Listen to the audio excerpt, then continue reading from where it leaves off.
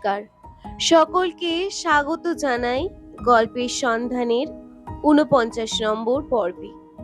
আজকের গল্পের নাম ফিরে দেখা। গল্প পাঠে আমি চান্দ্রিকা, কলমে রয়েছে জয়িতা সাহা।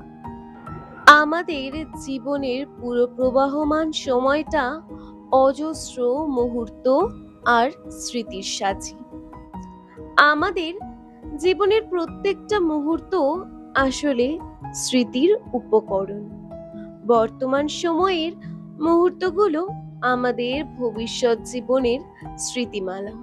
তাই মানুষ যে মুহূর্ততে বাঁচতে চায় সেই মুহূর্তগুলোকেই সে আঁকড়ে ধরে বাঁচে, নিজের মতো করে সাজিয়ে তোলে, তাকে নিজের মানসপটে ধরে রাখতে চায়। আজকের কাহিনীর কেন্দ্রবিন্দু হলো রাহুল আর জোনাকি। শুরু হচ্ছে আমাদের আজকের নতুন এক গল্প। রাহুল আর জোনাকির প্রথম আলাপ হলো সোশ্যাল মিডিয়ার মাধ্যমে। তাদের গল্পের শুরুটা খুব সুন্দর। জোনাকি মেয়েটা খুবই স্নিগ্ধ, সরল, শান্ত স্বভাবের একটা মেয়ে। তার জীবনে জটিলতার স্থান নেই বললেই চলে। তার জীবন দর্শনের দৃষ্টিভঙ্গি খুবই সহজ। সে এটাই মানে যে মানুষ বিশ্বাসে বাঁচে, বিশ্বাসই একমাত্র অবলম্বন, মানুষের বেঁচে থাকার রসদ। মানুষ হয়ে পৃথিবীতে এসে যদি মানুষকেই বিশ্বাস না করতে পারলাম, তাহলে আর জীবন ধারণের অবলম্বন বলতে কি থাকে? মানুষের জীবনে অনেক অযাচিত ঘটনা ঘটে যায়, যা মানুষের ইচ্ছাকৃত নয়, কিন্তু সময়ের অভিঘাতে সেই রকম ঘটনা মানুষের জীবনে প্রলয়ের মতন ধেয়ে আসে। জোনাকির জীবন সফলটাও সেই রকমই ছিল। তার জীবনটাও নানা রকম ঘাত প্রতিঘাতের মধ্যে দিয়েই প্রবাহিত। তবু মেয়েটা বিশ্বাসকে অবলম্বন করেই জীবনের গতিপথে সদা সর্বদা অগ্রসর থেকেছে। রাহুলের সাথে জোনাকির বন্ধুত্বটা সময়ের সাথে সাথে বেশ গভীর হতে শুরু করে। আসলে জোনাকি সহজ সরল হলেও সে বাস্তববাদী একজন মানুষ। জীবনের সময়ের প্রবাহমানতায় সে অনেকটাই পরিণত, কিন্তু পরিণত হওয়ার সংজ্ঞাটা তার কাছে রক্ষতার মাপকাঠি নয়। সে রাহুলের মধ্যে কোথাও গিয়ে যেন নির্ভরতা, আশ্বাস, ভরসা করার অবলম্বন খুঁজে পেয়েছিল। সে নিজের অজান্তেই কোনো এক অমোঘ টানে জড়িয়ে পড়েছিল। তারা একে অপরের সাথে জীবনে ছোট ছোট মুহূর্তগুলো ভাগ করে নিত। সাফল্য থেকে ব্যর্থতা সবটাই জোনাকি নির্দ্বিধায় ভাগ করে নিত রাহুলের সাথে। যে মেয়েটা স্বল্পভাষী, কম কথা বলে, নিজের মতোই থাকে, সেই মেয়েটা নাকি নির্দিষ্ট একজনের সাথে অনর্গল কথা বলে যেত।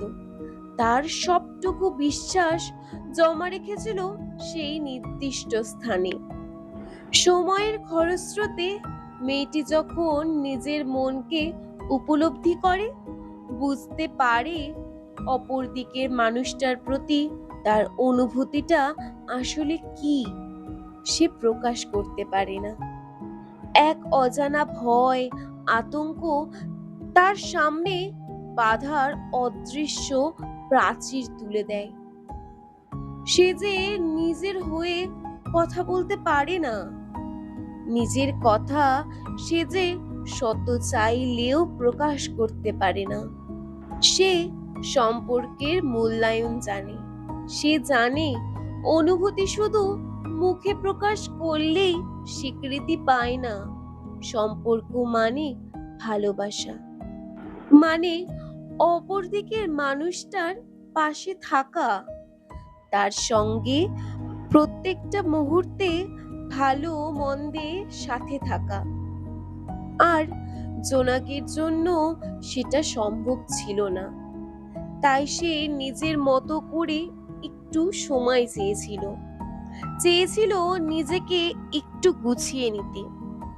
কিন্তু সেটা বুঝতে পারেনি যে সময় কারুর অপেক্ষায় থাকে না। সে তার নিজের মতো সদা সর্বদা বহমান। সময়ের খরস্রোতে আজ তাদের জীবনও ভিন্ন দিকে বহমান। জোনাকি বর্তমানে একটা সরকারি সংস্থায় কর্মরতা, আর রাহুলও ঘোরতর সংসারী। অর্ধাঙ্গিনী, কন্যা, মাকে নিয়েই তার ভরা সংসার।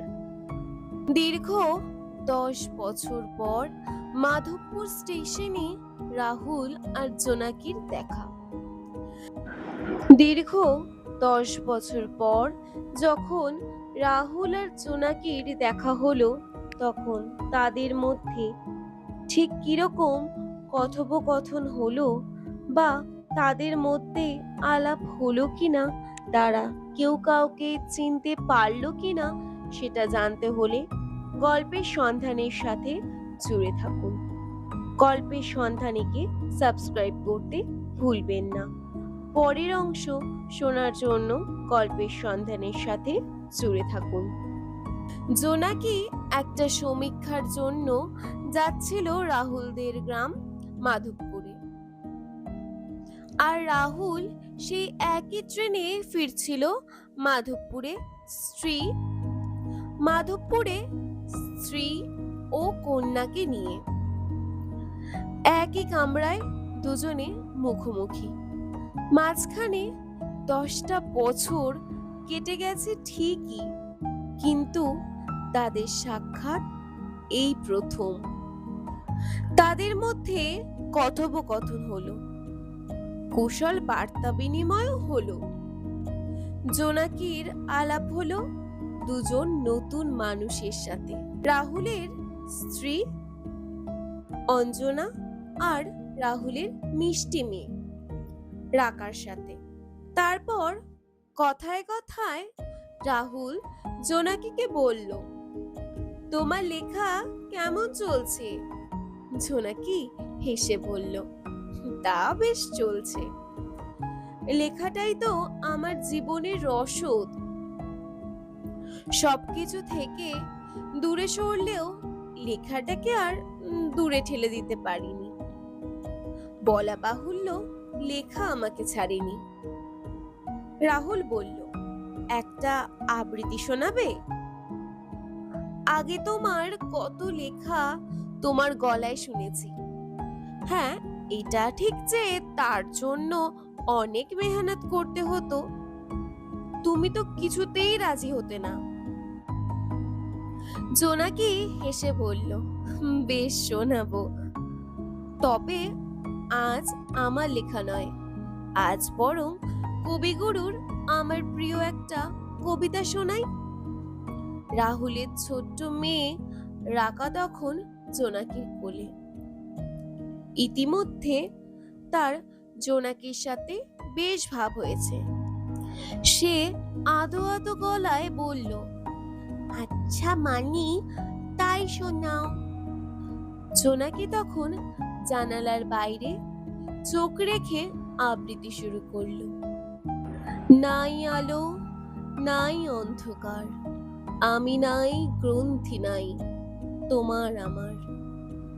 নাই শোক দুঃখ ভয় আকাঙ্ক্ষা, বিলুপ্ত হলো সব। আকাশে নিস্তব্ধ এক শান্ত অনুভব। তোমাতে সমস্ত লীন, তুমি আছো একা। আমিহীন চিত্ত মাঝে একান্ত, তোমারে শুধু দেখা। রবীন্দ্রনাথ ঠাকুর। ইতিমধ্যে রাহুলের গন্তব্য এসে গেছে। রাহুলের মেয়ে জোনাকিকে বলল, মানি, তুমি খুব ভালো। তুমি আমাদের বাড়িতে আসবে তো? আজই চলো না মানি। অঞ্জনা বলল, হ্যাঁ চলো না। এখান থেকে আমাদের বাড়ি কিছুক্ষণের হাঁটা পথ। জোনাকি মিষ্টি হেসে বলল, "হুম, আজ তো একটা কাজে এসেছি, আজ হবে না। তবে একদিন সময় করে নিশ্চয়ই যাব রাকার সঙ্গে দেখা করতে।" এই বলে পার্স থেকে একটা চকলেট বের করে রাকার হাতে দিল।